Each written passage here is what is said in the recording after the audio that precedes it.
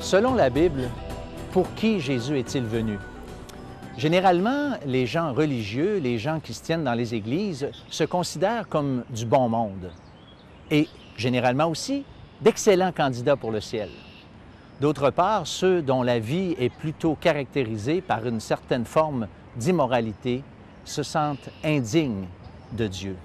Eh bien, selon la Bible, ces derniers ont raison. Le Seigneur Jésus nous a laissé une histoire intéressante de deux hommes qui ont monté au temple pour prier. L'un de ces deux était un homme religieux avec une vie morale exemplaire. Le deuxième, un publicain, nous dit le texte, un collecteur d'impôts, un homme dont la vie morale était très discutable. Ce dernier, nous rapporte l'histoire, a confessé à Dieu son indignité et le texte nous dit qu'il a été pardonné plutôt que l'autre, non pas l'autre qui, lui, se targuait plutôt d'être un homme bien.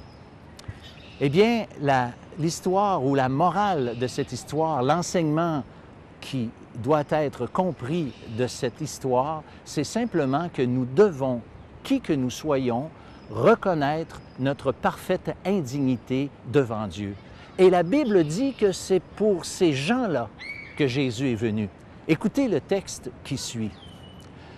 « Car le Fils de l'homme est venu chercher et sauver ce qui était perdu. » Le Seigneur Jésus, un jour, était confronté à des personnes qui l'accusaient d'aller vers ces gens avec des vies morales doutables. Voici ce qu'il leur avait répondu. « Ce ne sont pas ceux qui se portent bien qui ont besoin de médecins, mais les malades.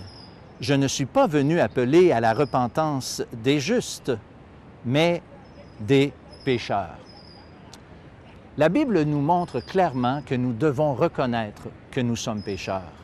Mais en fait, on doit aller au-delà de ça et reconnaître que je suis pécheur. Pire encore, on doit reconnaître que nous sommes pécheurs, mais qu'à cause de cela, nous sommes aussi perdus et condamnés devant la sainte loi de Dieu. Voyez-vous, Jésus est venu pour sauver les pécheurs, et si nous reconnaissons que nous sommes pécheurs et perdus, c'est pour nous que Jésus est venu. Mais par contre, je suis désolé, ceux qui refusent de reconnaître leur état de péché devant Dieu, ceux qui refusent de reconnaître qu'ils sont perdus, ce n'est pas pour vous que Jésus est venu. Vous aimeriez approfondir votre réflexion suite à cette émission? L'Heure de la Bonne Nouvelle vous offre gratuitement un exemplaire du Nouveau Testament, le calendrier de méditation quotidienne Bonne Semence, ainsi que le livre Qu'est-ce qu'un chrétien? Pour recevoir le tout, écrivez-nous et faites-nous part de vos commentaires à l'adresse suivante. L'Heure de la Bonne Nouvelle, case postale 1054 Sherbrooke, J1H5L3. Vous pouvez également nous joindre par courrier électronique hbn@abacom.com.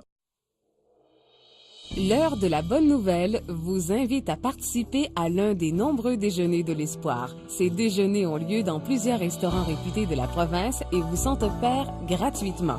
Pour connaître les détails concernant l'endroit, la date et l'heure pour votre région, composez le numéro sans frais 1-877-537-7647. Vous pouvez également consulter le site web www.déjeuner.org.